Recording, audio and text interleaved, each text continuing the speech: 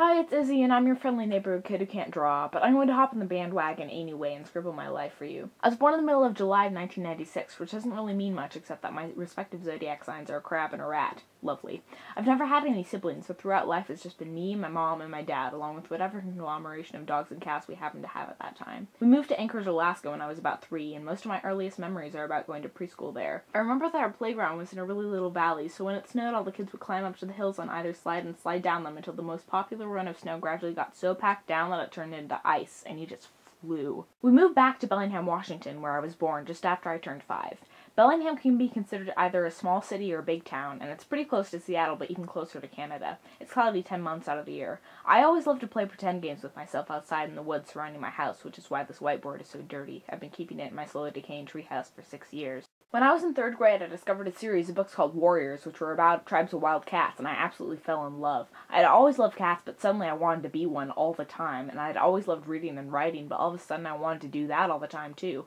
Well, being a cat wasn't a realistic career choice. It was then that I knew I was in love with words, and that was what I'd spend my life doing. I also owe my introduction to the internet to Warriors. My parents were kind enough to let me online starting around the time I was 10, which sucked for the internet, but it survived apparently. I was mostly involved in the Warriors fandom. The first YouTube video I ever uploaded was actually in 2006, when a friend and I made a reenactment of one of the scenes in the books with stuffed animals. I did go through a goth phase, the very annoying kind, but luckily enough I was young. Nobody knew what the hell was wrong with me, but at least I got out of the way early. Now I can casually enjoy alternative rock without thinking I'm a creature of the night. There's nothing wrong with being a creature of the night, it's just not for me. During middle school, I had a multitude of social issues. I was always shy, but I really started to withdraw even more, and I spent most of my time being sad and angry. I struggled with self-harm in several forms. I still obviously have days that feel darker than others, but now it's comforting to be able to look back on that time in my life and realize that I'm not as low as I was back then. Trust me, if you can make it through that age, you already know you're a champion, so if you're struggling, no matter who you are or what it is, keep your head up, and remember that you don't deserve to suffer. Please get help if you need it. One good thing that happened during that time was that I had the amazing opportunity of typing up some manuscripts for my favorite local author, Alma Alexander, when I was around 12. I've been reading her books since I was 8. I remember the first time my mom drove me to her house, I was so nervous I started full-on crying in the car. Twice.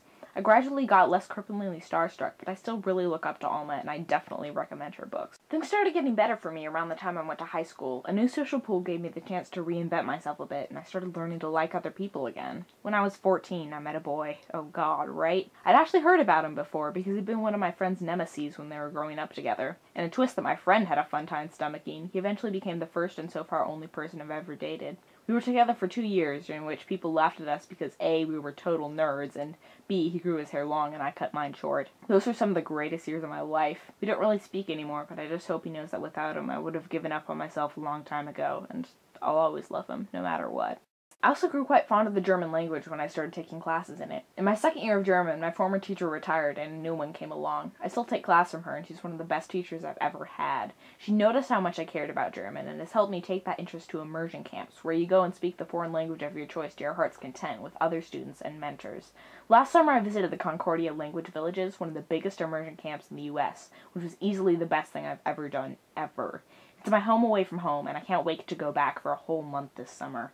Without all these opportunities, I wouldn't have been able to break out of my shell at all. I'd still be the shy little girl who sits wordlessly in the back row of class, in the back row of life. My social anxiety is anything but cured, but the fact that I'm talking to you now shows that I've come a long way. And Frau say, danke, danke, danke. Ich kann das nicht genug sagen.